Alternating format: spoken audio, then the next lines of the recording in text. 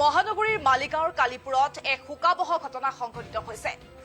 পাণ্ডু মহাবিদ্যালয়লৈ গৈ থকাৰ অৱস্থাতে ছাত্ৰ ছাত্ৰী দুগৰাকীৰ গাত এডাল প্ৰকাণ্ড গছ উভালি পৰে আৰু তাৰ ফলত বহু সময় ধৰি আবদ্ধ হৈ থাকিব লগা হয় ছাত্ৰ ছাত্ৰী দুগৰাকী। আৰু তাৰ পিছতে স্থানীয় ৰাইজ আৰু প্ৰশাসনৰ লোকে ততাতৈয়াকৈ ছাত্ৰ আৰু ছাত্ৰীগৰাকীক হস্পিটেললৈ লৈ যায় যদিও চিকিৎসকে ছাত্ৰীগৰাকীক মৃত ঘোষণা কৰে। আনহাতে আহত ছাত্ৰগৰাকীৰ অৱস্থা বৰ্তমান সংকটজনক বুলি জানিব পৰা গৈছে।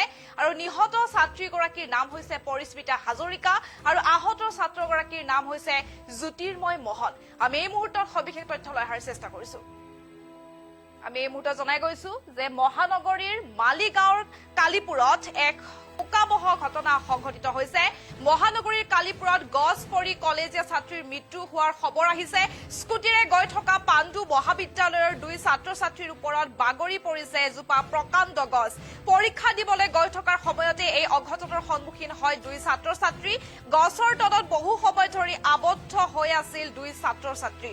আৰু মৃত ছাত্ৰীগৰাকীৰ নাম পৰিস্মিতা হাজৰিকা বুলি জানিব পৰা গৈছে আৰু আহত ছাত্ৰজন জ্যোতিৰ্ময় মহন বুলি জানিব পৰা গৈছে। যেহেতু নিয়তিৰ কি নিষ্ঠুৰ পৰিহাস আছিল যে সপোন খেদি পৰীক্ষাৰ হললৈ বুলি ওলাই যোৱা এগৰাকী ছাত্ৰী ভয়ংকৰ দুৰ্ঘটনাৰ সন্মুখীন হৈছে। মহানগৰীৰ কালিপুৰত সংঘটিত হৈছে এক ভয়ংকৰ আৰু মৰ্মান্তিক ঘটনা। পথৰ কাষৰ এক প্ৰকাণ্ড গছ বাগৰি পৰাৰ ফলত কৰুণ মৃত্যুক সাৱটি ল'ব লগা হৈছে এগৰাকী কলেজীয়া ছাত্ৰীয়ে। স্কুটিৰে পৰীক্ষা দিবলৈ গৈ থকা অৱস্থাতে পাণ্ডু মহাবিদ্যালয়ৰ দুজন ছাত্ৰ ছাত্ৰীৰ ওপৰত খহি পৰে এজোপা বিশাল গছ। আৰু গছৰ তলত বহু সময় ধৰি আবদ্ধ হৈ থকাৰ পিছত অৱশেষত কৰুণ মৃত্যু ঘটে ছাত্ৰীগৰাকীৰ। এই সমগ্ৰ ঘটনা এতিয়া মহানগৰীতে গভীৰ শোকৰ ছাপ পেলোৱা দেখিবলৈ পোৱা গৈছে। আৰু ঘটনাটো ইমানেই আকস্মিক আছিল যে কোনোৱেও একো বুজি উঠাৰ পূৰ্বে গছৰ ডালে পাতে সম্পূৰ্ণৰূপে আৱৰি ধৰে স্কুটিখনক। স্থানীয় ৰাইজে জনোৱা অনুসৰি গছৰ তলত বহু সময় ধৰি আবদ্ধ হৈ আছিল দুয়ো ছাত্ৰ ছাত্ৰী। পিছত স্থানীয় লোক আৰু উদ্ধাৰকাৰী দলৰ তৎপৰতাত তেওঁলোকক উদ্ধাৰ কৰা হয় যদিও দুৰ্ভাগ্যবশতঃ চিকিৎসকে ছাত্ৰীগৰাকীক মৃত বুলি ঘোষণা কৰে। আৰু মৃত ছাত্ৰীগৰাকীৰ নাম হৈছে পৰিস্মিতা হাজৰিকা। আনহাতে এই ভয়ংকৰ দুৰ্ঘটনাত গুৰুতৰভাৱে আহত হৈছে ছাত্ৰ জ্যোতিৰ্ময় মহন। যিহেতু জনাই গৈছো মহানগৰীৰ কালিপুৰত এক শোকাবহ ঘটনা সংঘটিত হৈছে। গছ পৰি কলেজীয়া ছাত্ৰীৰ মৃত্যু হোৱাৰ খবৰ আহিছে। স্কুটিৰে গৈ থকা পাণ্ডু মহাবিদ্যালয়ৰ দুই ছাত্ৰ ছাত্ৰীৰ ওপৰত বাগৰি পৰে এজোপা প্ৰকাণ্ড গছ। পৰীক্ষা দিবলৈ গৈ থকাৰ সময়তে এই অঘটনৰ সন্মুখীন হয় দুই ছাত্ৰ ছাত্ৰী।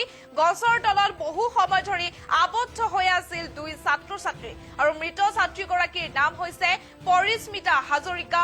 আনহাতে আহত ছাত্ৰজনৰ নাম জ্যোতিৰ্ময় মহন বুলি জানিব পৰা গৈছে। কি নিষ্ঠুৰ পৰিহাস আছিল নিয়তিৰ সপোন খেদি পৰীক্ষা হললৈ বুলি ওলাই যোৱা এগৰাকী ছাত্ৰী ভয়ংকৰ দুৰ্ঘটনাৰ সন্মুখীন হৈছে। মহানগৰীৰ কালিপুৰত সংঘটিত হৈছে এক ভয়ংকৰ আৰু মৰ্মান্তিক ঘটনা।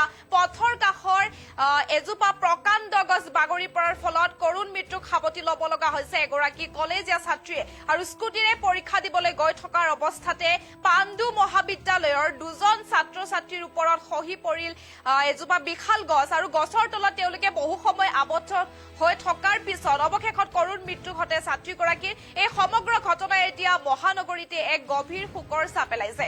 যিহেতু ঘটনাটো ইমানেই আকস্মিক আছিল যে কোনেও আচলতে একো বুজি উঠাৰ পূৰ্বে গছডাল ডালে পাতে সম্পূৰ্ণৰূপে আৱৰি ধৰে স্কুটিখনক। আৰু স্থানীয় ৰাইজে জনোৱা অনুসৰি যে গছৰ তলত বহু সময় ধৰি আবদ্ধ হৈ আছিল দুয়ো ছাত্ৰ ছাত্ৰী।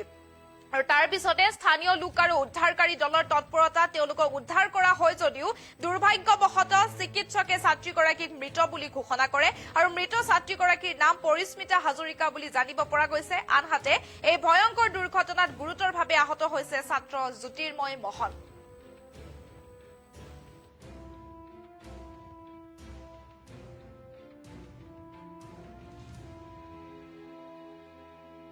গছ পৰি এগৰাকী ছোৱালী ইঞ্জুৰি হোৱা বুলি ইয়ালৈ লৈ আহিছিলে। তেওঁলোকৰ লগত আছিলে, তেওঁৰ লগত আৰু এজন ল'ৰা আছিল, স্কুটিত আহি আছিলে। গছডাল ভাঙি পৰাৰ পাছত তেওঁলোকে ইয়াত লৈ আহিছে। আচলতে ডেড বডি লৈ আহিছে। ইয়াত কোনো ধৰণৰ চিকিৎসা দিয়া হোৱা নাই, চিকিৎসা দিব পৰা হোৱা নাই। কাৰণ প্ৰবেবলি যিটো হিষ্ট্ৰী দিছে আৰু যিটো মানে তেওঁৰ য'ত গলত ইঞ্জুৰি আছে দেখা গৈছে তেওঁ বোধহয় গলৰ যি স্পাইনেল কৰ্ডত তাত ফ্ৰেকচাৰ আছে 1-2 মানতে ফ্ৰেকচাৰ হৈছে যেন পাইছোঁ আৰু সেই তাত ফ্ৰেকচাৰ হ'লে 1 মিনিটৰ বেছি বাচি নাথাকে আৰু তাৰোপৰি তেওঁৰ কঁকালতো দুখ পাইছে পৰি পেলাই তাতো তেওঁ দুখ পায় সেই দুটা তাতো হয়তো ফ্ৰেকচাৰ আছে যেন লাগিছে গতিকে ইয়াতে ডেড বডি আহিছে কোনো ধৰণৰ জীয়াই থকাৰ লক্ষণ ইয়াত নাছিল